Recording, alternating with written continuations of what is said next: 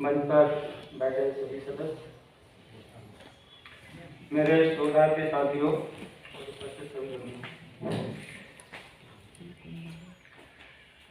देवलोक की चर्चा हो रही थी तो आदरणीय पार्षद ने एक क्वेश्चन उठाया था कि मेला कहाँ कहाँ लगता है शहरीय समुदाय का। तो सर, शहरीय समुदाय के दो मेले जो मान्यता प्राप्त है, जिसको कोई भी बता सकता है, कहीं भी पूछ सकते हैं। एक तो पनवाड़ा, मैं मेरे विषय को बाद में पढ़ूंगा, पहले थोड़ा सा क्लियर कर दूं। पनवाड़ा अपना कराल ब्लॉक में है, जो श्योपुर से मेरे साथी हैं वो जानते होंगे। पनवाड़ा में नवरात्रि में ये मेला लगता है और नवरात्रि के आखिरी दिन जो नवमी का दिन रहता है, तो ये अपना निशान लेके आते हैं और उनमें प्रतिस्पर्धा रहती है कि पहले हमारा निशान चढ़ाया जाए। तो बीच में ये सारी विवाद की स्थिति निर्मित हुई, तो अब जब निशान लेके आते हैं नवमी के दिन, प्रशासन पूरी व्यवस्था अपने हाथ में ले लेता है और वो सामूहिक रूप से सर्वसम्मति करके निशान चढ़ाते हैं। दूसरा है बाबा रामदेव जी का मेला। बाबा रामदेव जी का मेला ग्राम कलमी विकासखंड कराल, जिला श्योपुर में अमावस्या की बीच को लगता है। कलमी ग्राम जो है कराल से मुश्किल से 10-12 किलोमीटर दूर होगा, रोड पर ही है, वहां पर लगता है। और तेजा जी का मेला, तेजा जी का मेला, हालांकि तेजा जी मैं बताऊंगा, मेरे इसमें रिसर्च में भी है, ये लगता है वो डिटेल बताऊंगा। लेकिन ये सर गोरस, कराल, श्योपुर, वीरपुर, मानपुर, विजयपुर, इकलोद और आवदा तथा सुसवाड़ा ग्राम में लगता है। और ये लगभग 70-80% ग्राम में जो सराहने रहते हैं उसमें लगता है। लेकिन मुख्य ये है कि मान्यता प्राप्त शासन भी इनकी सूची रखे हुए है। और इनके उसमें एक देवलोक का सबसे बड़ा उदाहरण ये है कि सरकार इसके लिए शासकीय योजना के अंतर्गत एक सेटलमेंट योजना चला हुई है, कम से कम 2002 से चला रखी है।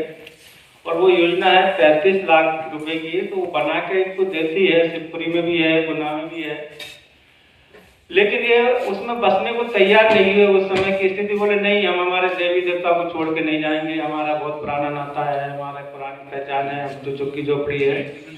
तो इससे पता लगता है कि ये कितने विश्वास रखते हैं देवलोक में। ये तो हुई ये बात। अब मैं चूंकि मूलतः रिसर्च पेपर मेरा बड़ा है, लेकिन मूलतः मैं देवलोक पर ही बात करूंगा क्योंकि मेरा सब्जेक्ट भी यही है।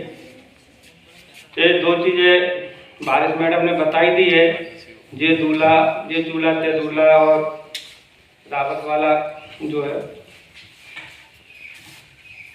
इनमें देवी देवताओं में सबसे ज्यादा अगर मानते हैं तो वाल्मीकि जी को मानते हैं। और सहरिया जनजाति वाल्मीकि को अपना आदि गुरु के रूप में मानती है और उनके पवित्र तीर्थ स्थल की पूजा करती है। कई जगह पर ये अपनी मूर्ति के रूप में वाल्मीकि जी की स्थापना की हुई है। मैं थोड़ा सा डिटेल बताऊंगा देवी देवता के बारे में, क्योंकि हमारा टॉपिक ये है, सरकार और अकादमी का टॉपिक ये देवलोक। बीजासन माता, बीजासन माता सहरिया बच्चों की रक्षा करने और सभी प्रकार के कष्ट दूर करती है, ऐसा सहरिया लोगों का मानना है। नवरात्रि में बीजासन माता के मंदिरों में भक्तों की भारी भीड़ रहती है। सहरिया लोग जब शिकार के लिए जाते हैं तब भी बीजासन की अरदासना आराधना करके जाते हैं और वो यह मानते हैं कि बीजासन माता शिकार के समय हमारी रक्षा करती है। इसके बाद है ठाकुर देव। ठाकुर देव या ठाकुर बाबा बच्चों या बड़ों की रक्षा करने वाले प्रमुख ग्राम देवता हैं और एक छोटे बच्चे तथा बूढ़े व्यक्तियों को अनेक प्रकार की जो बीमारी रहती है उनसे रक्षा करते हैं। ठाकुर देव की स्थापना गांव के एक और किसी पेड़ के नीचे की जाती है और जब कोई सहरिया व्यक्ति बीमार हो जाता है तो उनका सहरिया का जो बुजुर्ग व्यक्ति रहता है वो ठाकुर देव की पूजा करने के लिए उनको बोलता है। आराम लगने पर फिर अपना प्रसाद वगैरह चढ़ाते हैं। इनमें एक प्रमुख देवता है परीत देव। परीत देव वो रहते हैं जो कि सबसे बुजुर्ग व्यक्ति रहता है किसी परिवार का, और उसके मरने के बाद उसकी आत्मा को शांति नहीं मिलती है। वो अपने परिवार के सदस्यों को सपने में दिखता है, परेशान करता है देवात्मा के रूप में। तो उसकी शांति के लिए ये अपने समाज के बुजुर्ग लोगों से चर्चा करते हैं, और उनको एहसास होता है कि हमारे बुजुर्ग लोग परेशान कर रहे हैं, तो खरीद देव के रूप में एक चबूतरा बनाकर उनकी स्थापना की जाती है और पूजा करते हैं। अगला है नाहरदेव। नाहरदेव के बारे में सभी ने बताया। सहरिया लोगों में नाहरदेव के पूजन की परंपरा भी पुरानी है। नाहरदेव एक प्रकार से शेर देवता है जो जंगल में सहरियाओं की रक्षा करते हैं। शेर जंगल का राजा रहता है, और ये लोग भी नाहर को शेर के समान ही मानते हैं, अर्थात शेर कहते हैं। नाहरदेव की स्थापना सहराना के बाहर जंगल और खेतों की सीमा पर, यानी जिनके खेत रहते हैं तो खेतों की सीमा पर भी की जाती है। और कार्तिक के समय और दशहरे के समय नाहरदेव की पूजा करते हैं। ऐसा मानते हैं कि नाहरदेव की पूजा करने पर सहरिया लोग सुरक्षित रहते हैं। भैरव देव। अगला है भैरव देव का स्थान प्रत्येक सहरिया गांव में पाया जाता है। भैरव बाबा की स्थापना किसी पेड़ के नीचे खुले चबूतरे पर एक सिंदूर लगे लंबे गोल पत्थर के रूप में होती है। भैरव या भैरव का अर्थ भय को हरण कर जंगल जगत का पोषण करने वाला माना जाता है। भैरव देव भगवान शिव के गढ़ माने जाते हैं।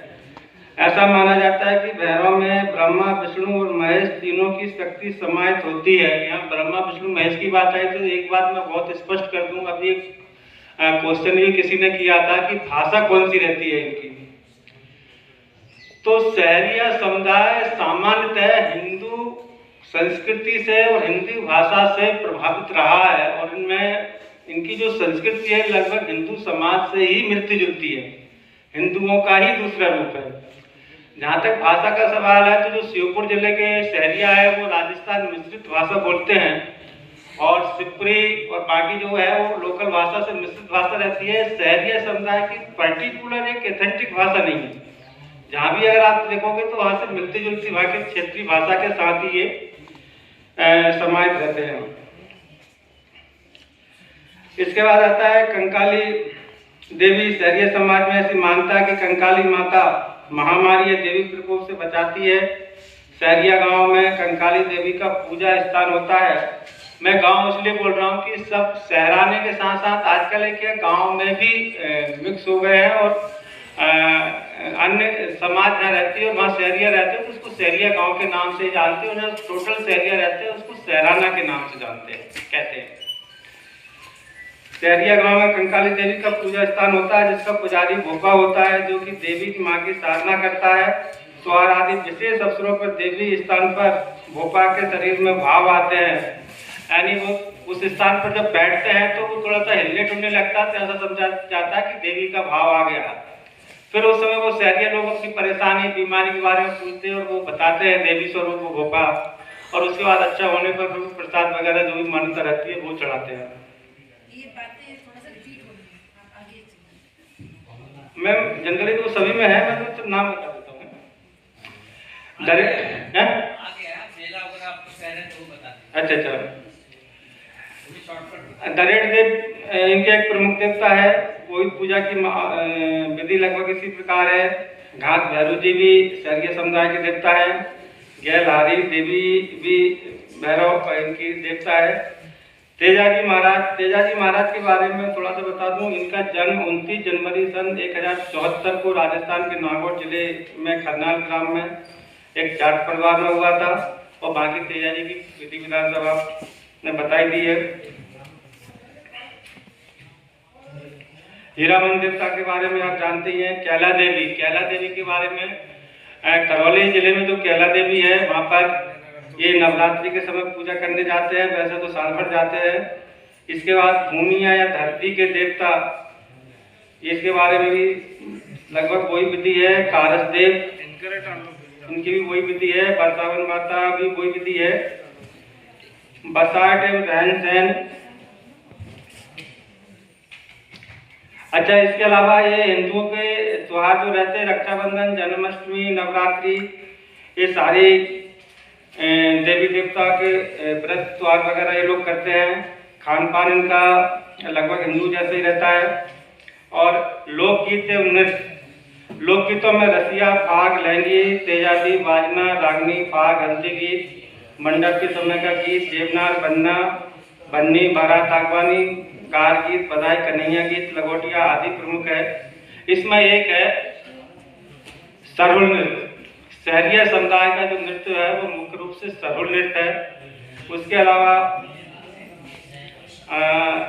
शिकारी, लहंगी, बराई प्रमुख नृत्य है। विवाह शुभ के समय पुरुष स्वांग नृत्य करते हैं। बारात जाते समय महिलाएं कोरिया नाचती गाती है। कृषि वनोपज का ये लोग संग्रहण करते हैं। बाकी ज़्यादा डिटेल में सब लोग आप बता चुके हैं, मृत्यु संस्कार के बारे में बता ही चुके हैं, तो मैं ज़्यादा समय न लेकर, वैसे तो बहुत ज़्यादा, लेकिन प्राय सब दूसरा सब ने बताई थी कि सभी समाज की लगभग वही परंपरा है। शहरिया समाज में वही है। मैं उसको ज़्यादा समय न लेकर अपनी वाणी को विराम देता हूँ। धन्यवाद।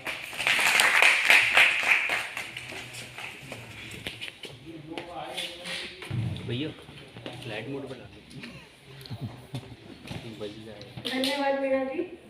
यदि आप लोगों को कोई सवाल पूछना हो तो आप लोग मीना जी से पूछ सकते हैं।